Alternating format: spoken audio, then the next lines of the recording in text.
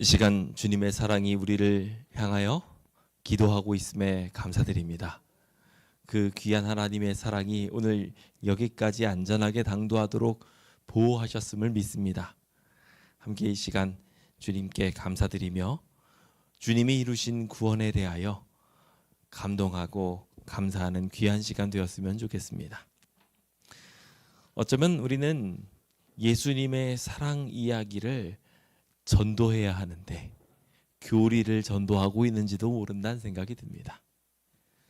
예수님이 어떤 분이신지 소개하기에 앞서 교회에서는 어떤 삶을 살아야 된다고 말하고 있는지도 모릅니다. 그래서 우리는 오늘 이 시간에 더욱 집중하고자 합니다. 지난 시간 예수님이 예언되신 분이시고 예언대로 오신 분이신 것을 함께 배웠습니다. 그분이 이 땅에 오셔서 예언된 대로 사셨으며 그 예언된 삶을 통하여 우리를 구원하여 주셨습니다. 마태복음 1장 21절이 말하는 것처럼 주님은 자기 백성들을 그들의 죄에서 구원하여 주셨습니다. 이것이 복음임을 전하는 것이, 복음임을 알고 찬양하는 것이 우리 신앙인들의 기본 자세가 아닌가 싶습니다. 우리의 종려나무를 들고 주님 앞에 나아가 보도록 합시다. 우리의 하나밖에 없는 의복이라 할지라도 주님 가신 길을 위해 깔아둘 수 있는 거룩한 백성 되기로 결심해 봅시다.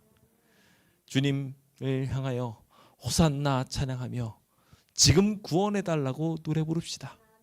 주님 이루신 기적이 오늘 우리 마음에 입성하게 될 때 십자가가 바로 세워질 것이고 우리의 삶이 변혁되어 부활하여 사는 사람 되게 될 것입니다. 오늘 그 아름다운 찬양이 이 예수 그리스도의 생애와 사명이라는 공부를 통하여 우리로부터 다른 이들에게까지 잘 전달되어지게 되기를 예수님의 이름으로 축원드려 봅니다. 그럼 오늘 제1단원 구원의 확신 파트에 가장 중요하다고 할 수 있는 제6과의 이야기를 함께 살펴보도록 합시다.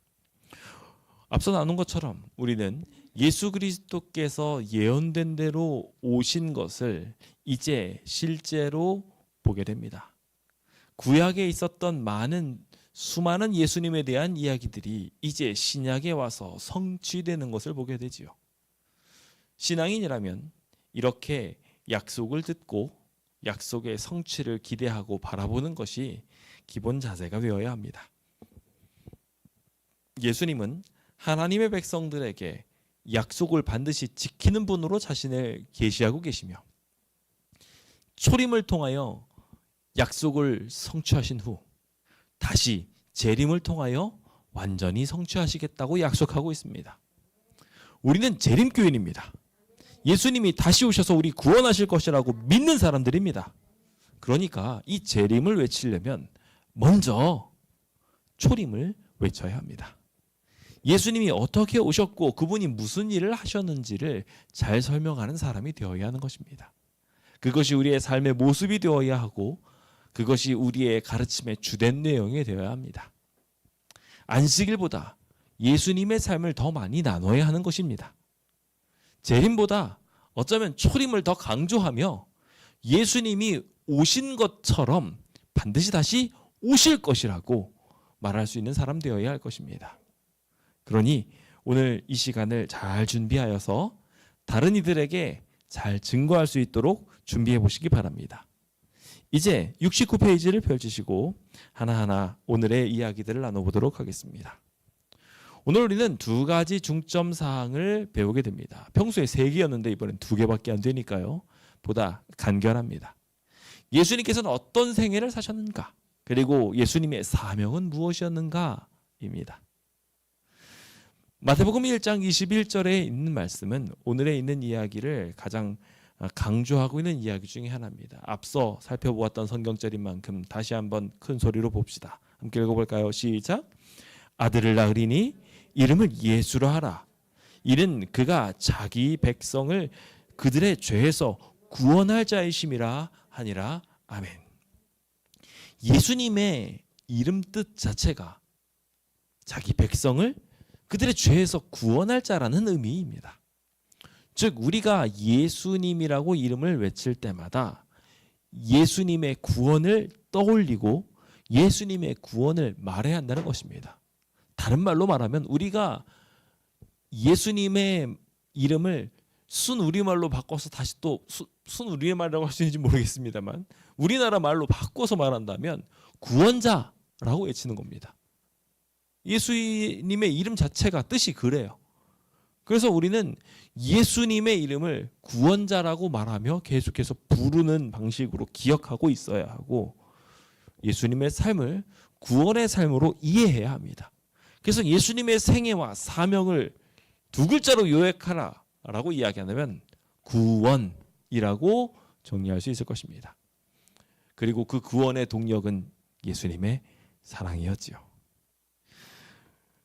이 내용을 우리가 여기 성경 전체에다가 기록할 수 있을까 싶습니다. 연결식 성경 연구 10가지의 절로 정리할 수 있을까요? 전 못한다고 생각합니다. 그래서 제가 이 과를 공부하면서 제일 먼저 성경절에 생각났던 성경절이 뭐였냐면은 요한복음 21장 맨 마지막 장 마지막 절입니다.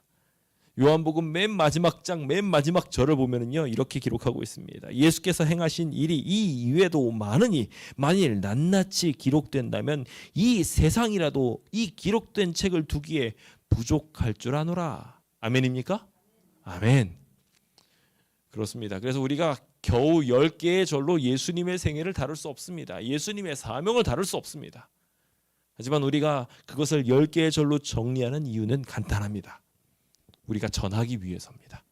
다른 이들에게 적어도 이 성경절 10개라도 전달해서 예수님은 이런 분이셨어 라고 소개하려고 우리가 이 10개의 성경절을 기록하는 겁니다. 그래서 이것을 가르치는 분에게도 동일하게 말씀해 주시기 바랍니다.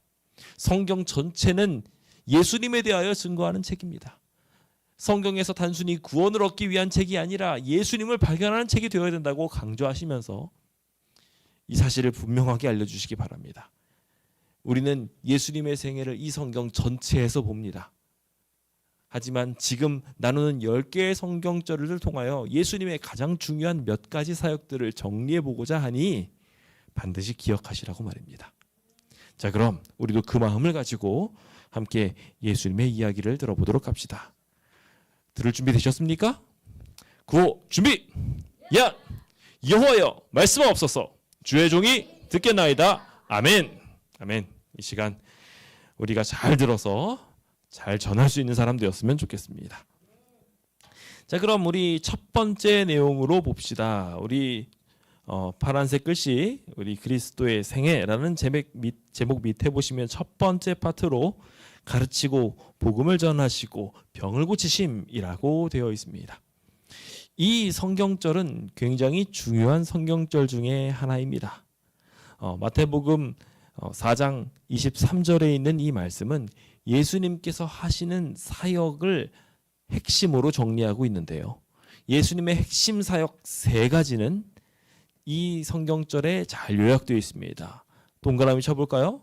첫 번째, 빨간색으로 된 가르치시며 라는 단어입니다. 네, 예수님께서 하신 첫 번째 사역입니다. 두 번째 사역은 전파하셨습니다. 복음을 전파하셨어요. 구원을 말씀하셨고 천국이 오실 것을 말씀하셨습니다. 예수님이 오신 것과 예수님이 다시 오실 것을 말하는 것 자체가 가르치고 전파하는 일의 핵심이 아니겠습니까? 그리고 또 하나 중요한 일 하셨는데 고치셨습니다. 이 고치셨다는 것은요, 다른 말로 봉사하셨다는 이야기이기도 합니다. 예수님께서 이 3가지 일을 하시며 아주 중요한 한 가지 특성을 가지셨는데 가르침을 받게 오게 하신 것이 아니라 전파하시기 위해 너 오라고 이야기한 게 아니라 고치기 위해 오라고 한 게 아니라 두루 다니셨어요. 오늘은 이 4단어를 함께 이 내용을 통하여 보도록 합시다. 먼저 첫 번째 설명, 온 갈릴리에 두루 다니사라는 단어는 굉장히 중요한 예수님의 사역의 특성을 말해줍니다. 예수님은 가만히 있는 분이 아니셨습니다. 와서 알아서 다 해주십시오 라는 방식이 아니라 주님은 찾아다니셨습니다. 예수님께서 이렇게 찾아다니시는 분이심에 감사합시다. 주님은 우리를 찾아와 주십니다. 문을 두들기시며 우리의 마음이 열리기를 기다리고 계십니다. 우리가 그 마음을 열고 주님을 영접하게만 된다면 주님은 우리의 삶에 오셔서 우리의 삶을 바꿔주십니다. 어떻게 바꿔주실까요? 첫 번째, 가르쳐 주십니다. 무엇이 옳은지 그른지를 알려주시는 겁니다. 그래서 천국에서는 어떠한 삶을 살아야 하는지, 우리가 이 땅에서 행복한 삶을 살기 위해서는 어떤 삶을 살아야 되는지, 결국 그게 천국의 삶이지 않습니까? 그 천국의 삶을, 그래서 계속 말씀하시길 천국은 마치 하면서 비유를 대시며 주님은 이 땅에서 우리가 불행한 이유를 자세히 말씀해 주시고 동시에 천국에서의 행복한 삶을 가르쳐 주셨습니다. 우리가 예수님을 우리 마음에 영접하게 되는 순간 첫 번째 맞이하게 되는 것은 바로 이것입니다. 그러면은 우리는 이것을 통하여 아주 중요한 한 가지를 경험하게 되는데, 뭐냐면 내가 어디가 안 좋은지를 알게 됩니다. 몸이 아프고 마음이 아픈 것을 발견할 수 있게 됩니다. 예수님이 오셨을 때 생겨나게 되는 현상이에요. 그러면 주님께서는 그것을 고쳐주시지요. 감사한 일입니까? 감사한 일입니다. 오늘 이 자리에 계신 모든 분들이 그렇게 주님을 영접하시고 그렇게 우리의 몸과 마음을 고치게 되시길 간절히 바랍니다. 그러면서 주님은 이 일에 앞서 아주 중요한 한 단계를 더 말씀하시는데 여기에는 기록이 빠져 있어요. 그런데 우리가 이미 체크해서 알고 있죠? 그렇습니다. 그래서 제가 여기 설명 3번과 2번 사이에다가 강조하고 싶은 한 가지는 뭐냐면, 주님께서 가르치시고 봉사하시기 전에 전파하셨다는 사실입니다. 너 괜찮아질 거야. 내가 구원할 거니까 괜찮아. 라는 위로를 해주셨다는 것입니다. 그 복음을 전해주시는 주님께서 마찬가지로 이 자리에 있는 모든 성도님들을 위로하십니다. 우리도 그런 위로자 되었으면 좋겠습니다. 예수님이 그렇게 우리의 문제를 해결해 주실 겁니다. 라고 소개해 준다면 그들이 위로받을 겁니다. 괜찮아질 거예요. 예수님이 함께 하십니다. 예수님은 이렇게 우리에게 좋은 길을 말씀해 주셨으니 그 사실을 믿고 우리 주님께 나갑시다. 그것이 우리가 할 수 있는 최상의 영적 치료가 아닐까요? 영적 봉사가 아닐까요? 그 귀한 일들이 오늘 이 공과들을 통해서 펼치게 되었으면 좋겠습니다. 자, 계속해서 이제 70페이지를 보시면은 동그라미 2번, 죄를 범치 아니하심에 대한 이야기가 등장합니다. 예수님께서 하신 첫 번째는 사명을 위한 이야기였다면 두 번째는 그분의 생애의 특성입니다. 그분은요, 이 세상에 오셔서 아주 중요한 한 가지를 하셨어야 했습니다. 죄를 범하지 않는 거였어요. 이것이 왜 중요하냐면요, 우리의 죄를 해결하기 위해서입니다. 자, 여기 설명 1번을 보시면은요, 우리에게 구원을 주시기 위해서 히브리서에 등장하는 표현으로 예수님께서는 우리와 똑같이 시험을 받으셨지만 죄가 있다고요, 없다고요? 없다고 표현하고 있습니다. 히브리서 4장 15절에 있는 이 말씀은 굉장히 중요한 말씀입니다. 왜냐하면 우리가 용서를 받기 위해서 히브리인들이 다 알고 있는 대로 용서받기 위한 죄의 전가가 필요한데, 양에게 그동안 어린 양, 흠없는 어린 양에게 죄를 전가하는 일을 통해서 죄가 용서함을 받았단 말이에요. 히브리인들은 다 알고 있어요. 그 양의 역할을 누가 하셨느냐? 예수님이 하셨다는 거예요. 그런데 예수님이 그 죄의 모든 값을 다 치르시기 위해서는 굉장히 중요한 일이 필요했어요. 희생제물의 조건은 흠이 없어야 한다는 것입니다. 흠이 있으면은 이거는 받으실 수가 없으셨어요. 왜냐하면은 죄 있는 사람이 죄 있는 사람을 용서할 수 없기 때문에 그렇습니다. 죄 있어서 죽을 수밖에 없는 사람이 어떻게 또 다른 죽을 수밖에 없는 사람을 살릴 수 있겠습니까? 살리기 위해서는 죄 없는 사람이 그 죄를 용서하고 대신 값을 치러주는 수밖에 없지요. 그래서 죄의 삭은 사망인데 모든 사람이 죽어있는 그 사망의 늪에서 우리 인간을 구원해 내시려다 보니 예수님께서는 이 땅에서 사시면서 죄 없이 사실 수밖에 없었습니다. 이것은 굉장히 중요한 또 하나의 이슈로 연결되는데요. 사단이 하나님의 율법은 지킬 수 없을 만큼 무겁습니다 라고 하는 그 공격에 대한 답이기도 했습니다. 우리는 이 사실을 잘 알고 주님께서 이 땅에서 그 모든 죄의 문제를 해결하기 위해 오셔서 모본으로서 사셨다는 사실을 꼭 기억하면 좋겠습니다. 거룩하고 흠없는 산 제물 되신 예수님께서는 오늘 우리의 삶을 구원하여 주십니다.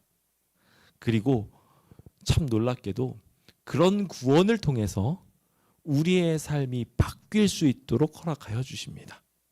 예수님은 그 의로운 의를 우리에게 넣어주시거든요. 우리는 이거 다음 시간에 배울 겁니다. 칭의에 대한 이야기하면서 예수님께서 무슨 일을 하셨는가에 대한 이야기를 다음 시간에 볼 텐데요.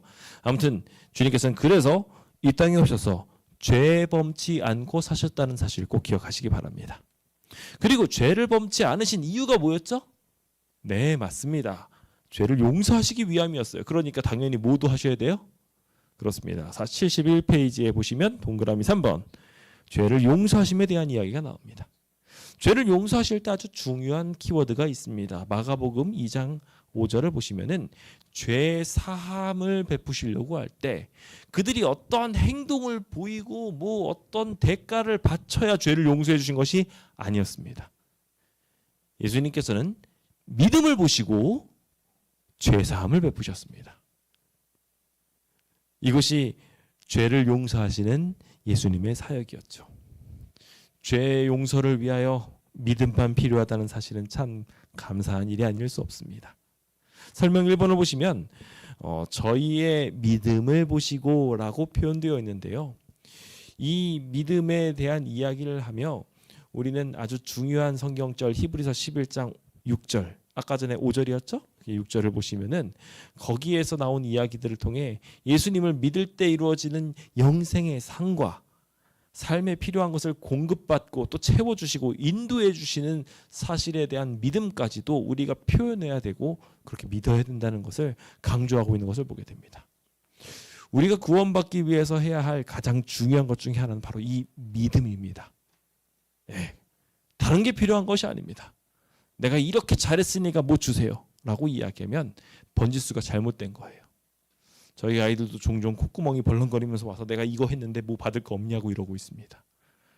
네, 우리는 종종 그렇게 하나님을 대합니다.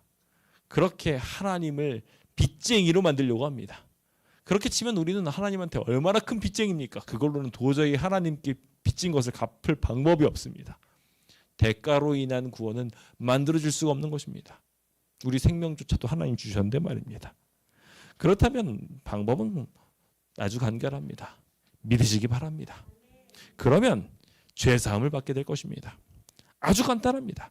그래서 예수님의 사역의 가장 핵심은 이렇게 믿고 용서해 주시는 사역이었다는 사실을 꼭 기억하셨으면 좋겠습니다. 이 죄사함에 대한 이야기는 사실 병고침과도 연결되어 있습니다. 당시에 많은 사람들이 병을 걸렸을 때 죄 때문이라고 믿었습니다. 사실 틀리기도 하고 맞기도 합니다. 죄의 결과로 인하여 우리는 많은 병마와 스스로 타락함으로 인하여 생겨난 자초한 여러 가지 범죄들로 인해 몸이 망가짐을 경험하기도 하지요. 그래서 우리는 그 모든 것들에 대해 죄사함이 필요하기도 합니다. 하지만 그렇다고 해서 모든 것들이 다 죄 때문은 아닙니다. 그런 것들이 우리의 마음을 괴롭히고 힘들게 하여 때로는 꼭 그 이유가 아닌데도 우리의 마음을 무너뜨려서 하나님과 멀어지게 할 때가 있습니다. 사단이 노리는 방법이죠. 혹 여러분들이 너무 아프시고 힘드셔서 하나님께 벌 받은 거 아닌가?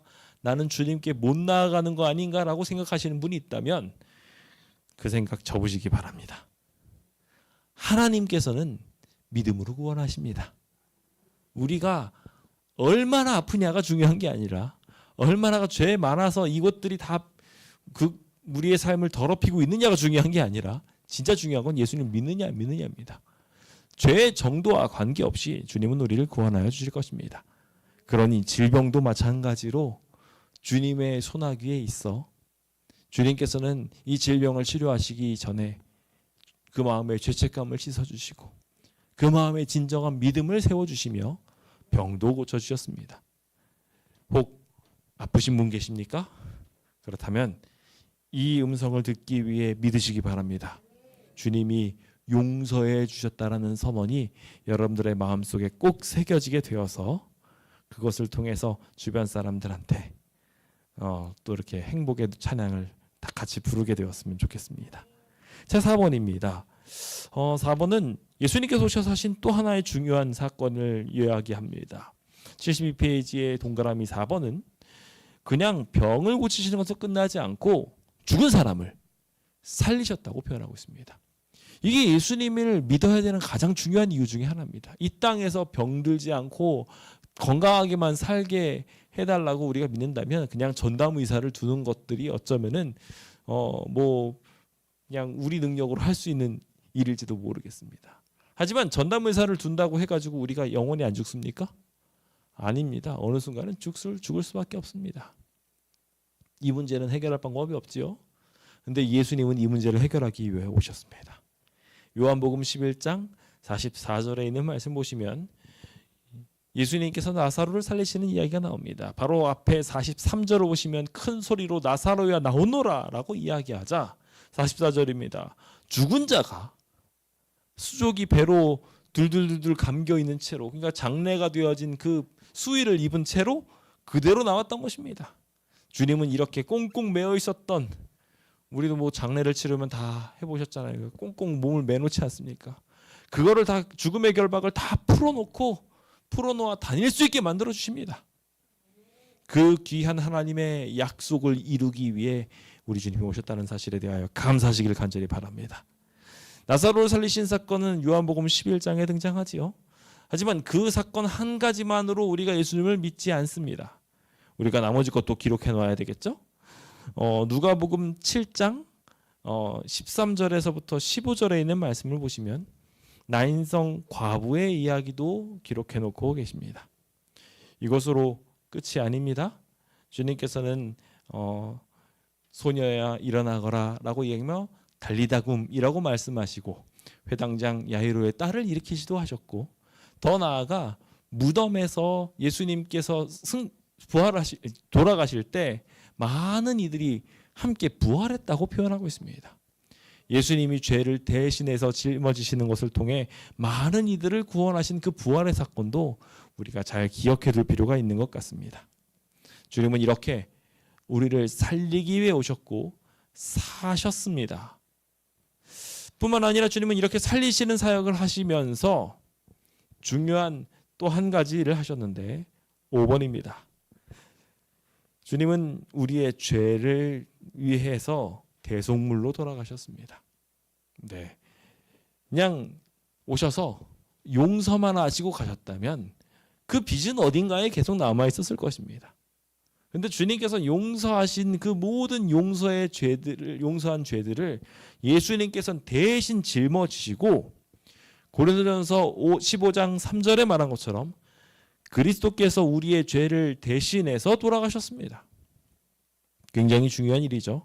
그래서 우리가 지난 시간에도 보았지만 예수님의 대속적 죽음에 대하여 예언하여 말하기를 이사야 53장에 그가 찔림은 우리의 허물 때문이요, 그가 상함은 우리의 죄악 때문이다라고 이야기하며 그 사실을 예언해 두었고 그 사실을 주님께서 성취하셨습니다. 주님은 정말 죄가 하나도 없으신 분이셨음에도 불구하고 우리의 죄로 인하여 돌아가셨지요. 예수님께서 돌아가신 데에도 분명한 이유가 있게 되었는데 그 이유는 바로 우리 때문입니다. 우리가 그 사실을 잘 기억한다면 우리가 짓는 죄에 대하여 다시 한번 생각해 볼 수 있게 될 것입니다. 이 죄 때문에, 오늘 우리가 지은 그 죄 때문에, 지금 짓고 있는 그 죄 때문에 예수님이 돌아가셨습니다. 그 사실을 우리의 마음속에 두며 우리를 위해 돌아가신 예수님에 대하여 감사할 수 있게 되시길 간절히 바랍니다. 이 대속적인 죄로 인한 돌아가심으로 인해 주님은 한 가지 중요한 일을 더 이루셨는데, 이제 73페이지 동그라미 6번을 보시면 죽은 지 3일 만에 부활하셨다는 것입니다. 주님은 이미 그 일을 마태복음 17장 23절에 예언하셨습니다. 주님은 내가 죽을 거라고 이야기하며 가장 모멸된 길인 십자가의 길을 이야기하셨고 제자들에게도 그 길을 제안하셨습니다. 주님께서 그 길을 제안하신 이유가 있었습니다. 왜냐하면 예수님께서 가신 길을 쫓아가면 예수님처럼 죽임을 당할지 모르지만 한번 죽는 것은 모두에게 다 정해지는 일입니다. 그런데 이 죽음을 예수님을 따라 죽게 되면 어떻게 됩니까? 이거 굉장히 중요한 일이에요. 예수님과 함께 죽으면 예수님과 함께 다시 삽니다. 그렇죠? 그래서 주님께서는요, 그 일을 이루셔서 죽은 지 3일 만에 부활하셨습니다. 예언한 그 일로 인하여 주님께서는 반드시 그 약속을 이루듯 살아나셨고, 고린도전서 15장 4절은 그것을 다시 한번 노래하면서 성경대로 사흘 만에 다시 살아나셨다라고 분명하게 기록하고 있습니다. 두 가지 부활에 대한 이야기는 우리가 나중에 부활에 대한 이야기를 나누면서 다시 한번 나누고, 예전에도 나누었지만 의인의 부활과 악인의 부활이 있습니다. 예수님은 당연히 의인의 부활, 생명의 부활입니다. 예수님을 믿는 사람들이 그 길을 갈 수 있도록 그 생명의 부활의 첫 열매가 되신 것입니다. 불가능한 길을 뚫어내신 것이죠. 죽을 수밖에 없는 죄인을 살리시기 위해, 우리를 구원하시기 위한 방편으로 부활을 일으키신 것입니다. 오늘 그 사실을 주님께서 이루셨음에 대하여 감사하게 되시길 간절히 바랍니다. 그래서 선한 일, 예를 들어 가지고 봉사를 하고 나눔을 실천하고, 물론 이런 것도 선한 일이라고 볼 수 있겠지만 진짜 선한 일은요, 예수님의 제자가 되어서 예수님처럼 똑같이 십자가를 짊어지면서 예수님과 같은 죽음을 향하여 걸어 나가는 것입니다. 그걸 다른 말로 예수님을 믿는다고 말합니다. 그 선한 일을 행하며 이 자리에 계신 모든 분들이 반드시 구원받게 되시길 예수님의 이름으로 축원드립니다. 이제 예수 그리스도의 생애 7번째 이야기로 들어가면서 74페이지로 가게 됩니다. 예수님의 생애 마지막 파트인데요, 예수님은 그렇게 부활하시고 난 뒤에 빠이빠이 하지 않으셨습니다. 다시 이 땅에 오셨어요. 그래서 제자들의 마음을 굳게 하여 주셨습니다. 그리고 나서 제자들이 부활하고 난 뒤에 어떤 일을 경험하고 구원받을지를 명백하게 보여주셨습니다. 우리는 구원받아서 그냥 이 땅에 죄 있는 땅에 그대로 남아있지 않을 것입니다. 죄로 황폐해진 땅을 주님께서 재창조하시기까지 우리는 하나님이 계신 보좌 곁으로 옮기게 될 텐데요, 그것을 보여주시기 위하여 사도행전 1장 9절에는 예수님이 승천하시는 모습을 보여주셨습니다. 우리가 예수님의 길을 쫓아서 가게 된다면 예수님이 이루신 이 길을 우리도 함께 경험하며 함께 승천하게 될 것입니다. 이 자리에 계신 모든 분들이 그렇게 승천하게 되시길 예수님의 이름으로 축원드립니다. 주님은 그렇게 승천을 하시는데 그 승천하는 장면을 이야기하며 그들이 보는 가운데서 올려져 갔다고 이야기하고 있습니다. 우리도 마찬가지로 우리를 바라보고 있는 죄인들, 남아있는 죄인들이 보는 앞에서 승천하게 될 것입니다. 구름이 예수님을 가려서 안 보이게 한 것처럼 우리도 구름과 같이 모여있는 천사들이 우리를 둘러싸서 하늘로 데려가는 것을 경험하며 올라가게 될 것입니다. 그 많은 천사들의 환영을 받으며 이 자리에 있는 우리 모두가 구원받게 되기를 기도합시다. 승천에 대한 이야기를 자세히 보면은 저는 참 흥미로운 것을 발견하게 됩니다.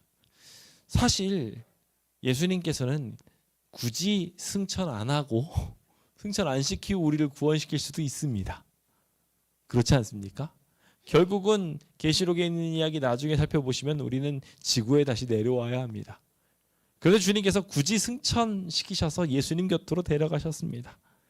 이것은 주님께서 잠시라도 나와 함께 있지 아니하면 안 된다고 하시는 사랑의 고백이란 생각도 듭니다. 주님은 우리를 데려가셔서 이 지구를 정화하고 새롭게 만드는 사역이 이루어지기 전까지 예수님 곁에 두셨습니다. 주님은 그것을 다른 말로 항상 함께 있을 거라고 이야기했죠. 저는 승천을 그래서 다른 말로 주님이 우리와 함께 하신다라는 임마누엘의 약속을 성취하신 것이라고 봅니다. 그 승천에 대하여서도 잘 전달하면서 이 승천 이야기 이후부터는 우리가 주님과 항상 함께 있으리라. 아멘. 아멘. 그 약속이 우리의 삶에 꼭 이루어지게 되기를 간절히 소망합니다. 자, 이제 두 번째 파트인 그리스도의 사명의 이야기로 들어가 보기 원합니다. 주님께서는 그래서 이 땅에 오셔서 뭘 보여주고 싶으셨던 걸까요? 뭘 하고 싶으셨던 걸까요? 8번에 있는 이야기를 보시면 첫 번째로 주님께서 목표로 하신 건 하나님이 사랑이시라는 것을 보여주고 싶으셨습니다. 로마서 5장 8절은 예수님 오셔서 보여주고 싶으셨던 이야기를 이렇게 정리합니다. 우리가 아직 죄인 되었을 때, 여전히 죄인인데 주님께서는 우리를 위해서 죽으셨어요. 대신 값을 다 치르셨어요. 그것을 통해서 뭘 확증하고 싶으셨어요? 자기 사랑을 확증하고 싶으셨어요.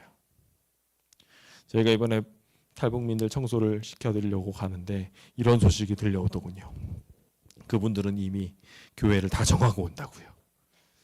저희 교회에 안 올 수도 있다는 얘기예요.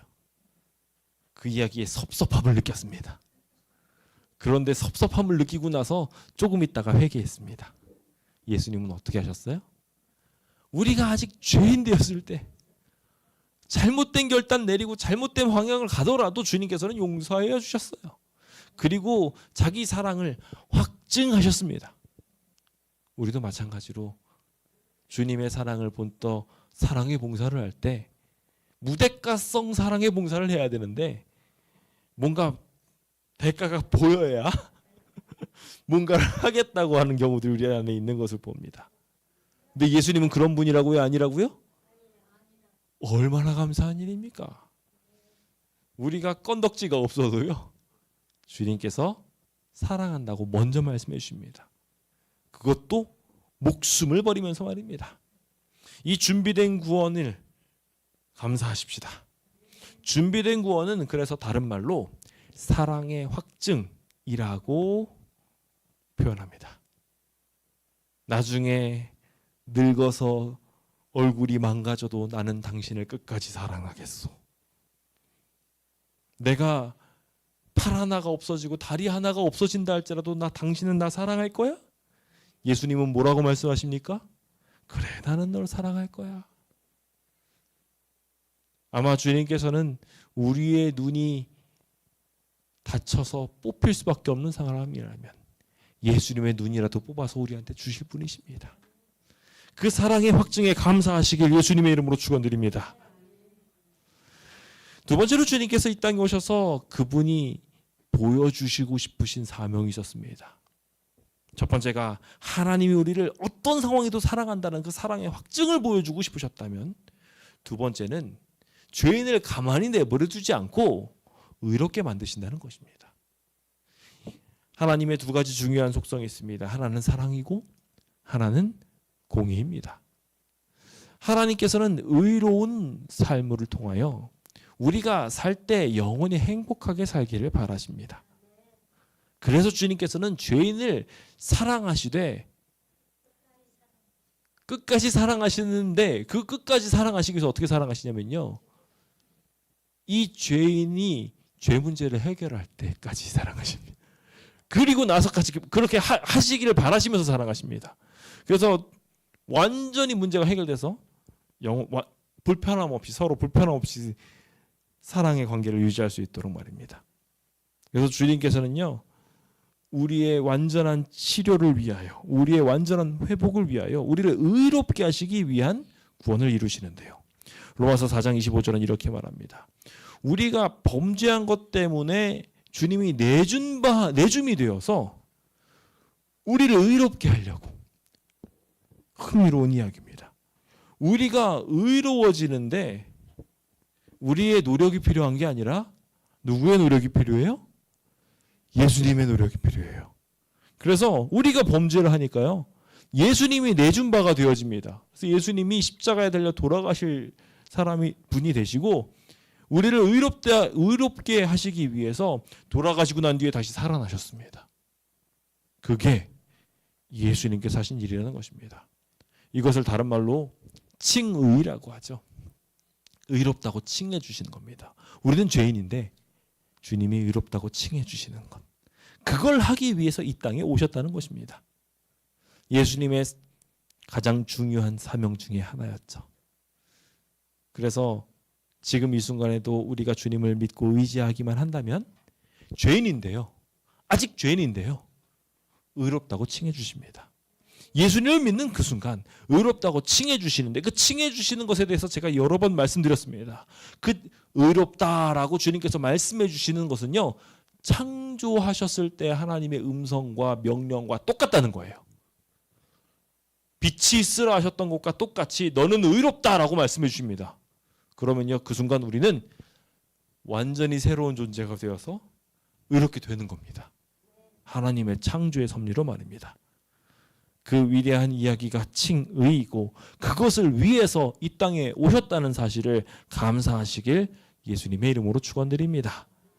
그래서 그 칭의의 용어에 대해서도 이야기를 하고 있는데요. 뭐 이런 거 다 설명하면 복잡하시겠지만 결과적으로 의로운 요구에 대해서 주님께서 그것을 채우셔서 성취하셨다는 얘기예요. 그래서 디카이오마, 들어온 요구라고 이야기하면서 사법적인 선고나 의의 생위라는 이야기를 사용하는 디카이오마가 사용될 때는 다 예수님께 사용됐습니다. 그래서 예수님은 그 의로운 요구를 채우십니다. 그래서 의롭게 하기 위한 요구들을 채우실 때는 그 대가를 치르기 위해 디카이오마라는 단어를 사용하시면 예수님이 그 대가를 이루시는데 우리를 의롭게 하실 때는요. 무죄 석방한다는 단어인 디카이오시스나 디카이오라는 단어를 씁니다. 그래서 우리를 의롭다고 선고하고 그렇게 취급해 줍니다. 말 그대로 칭의인 것입니다. 오늘 우리에게 그렇게 구원을 말씀하시기 위해 주님이 그 대가를 치르셨다는 것에 대하여 감사하게 되시길 간절히 바랍니다. 마지막입니다. 주님께서 이루신 마지막 10번째 사명 이야기는 76페이지에 등장합니다. 죄인이 구원받을 수 있는 유일한 길이 되어주시기 위한 것이 예수님이 이 땅에 오신 이유였습니다. 예수님은 오셔서 사랑한다고 말씀해 주시고 우리를 의롭다고 칭해 주신 것으로 끝난 게 아니라 우리를 하늘로 데려가셔야 했습니다. 그렇게 데려가시기 위해서는 구원받을 길이 필요했습니다. 아까 그래서 제가 표현하기를 예수님을 쫓아서 죽으면 예수님과 함께 산다고 말씀드렸습니다. 그 길을 만들어 주신 것입니다.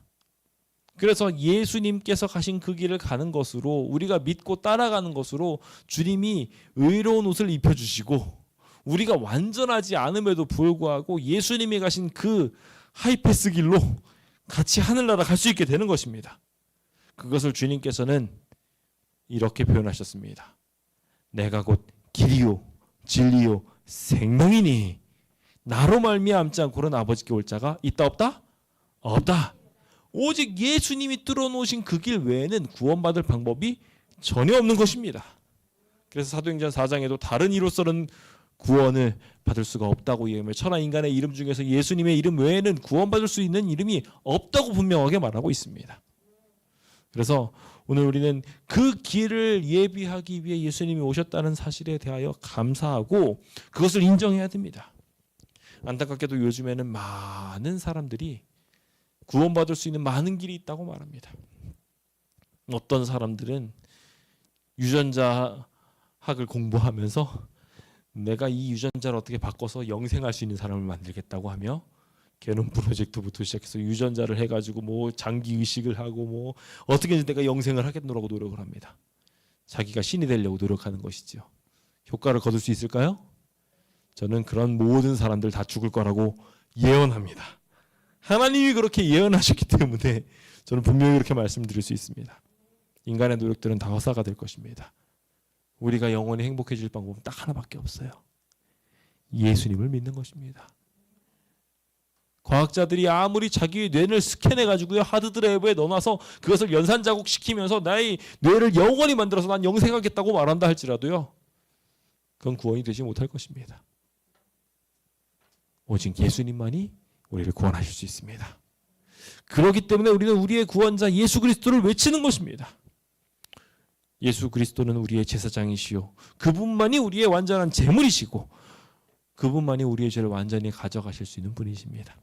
그 사실을 믿으시며 오늘 이 시간 이 예수님의 이야기와 노래를 주변 사람들한테 널리 전파할 수 있게 되시길 간절히 바랍니다. 앞서 말씀드렸지만 우리는 예수님의 노래를 불러야 합니다. 자꾸 불러야 합니다. 근데 우리는 이 예수님의 노래를 자꾸 잊고 예수님이 빠진 안식에 예수님이 빠진 재림을 말합니다. 잘못된 것입니다. 우리가 전도를 한다면 가장 확실하게 예수님을 전해야 합니다. 이번 10월 1일 전도회는 건강전도회입니다. 주변 사람들의 관심과 이슈를 끌어들이기에 좋은 내용이긴 하지만 동시에 예수님을 따로 전하지 않으면 안 되는 전도이기도 합니다. 그래서 여러분들한테 이번 성경 구절을 좀 정성 들여서 준비를 해보았습니다. 여러분들이 잘 준비하셔서 주변 사람에게 예수님을 노래할 수 있게 되시길 간절히 바랍니다. 그래서 이번 전도회에 다른 건 몰라도 끝나고 난 다음에 예수님의 사랑에 내가 반응하겠노라고 그렇게 고백하는 일이 가득할 수 있도록 나 건강하려고 건강 메시지를 들어야지가 아니라 하나님을 사랑할 수 있게 되는 거룩한 고백이 만들어질 수 있게 되기를 함께 기도했으면 좋겠습니다. 그렇게 해줄 수 있으시겠죠? 우리 그럼 그 결심을 담아 함께 기도하도록 하겠습니다. 같이 기도.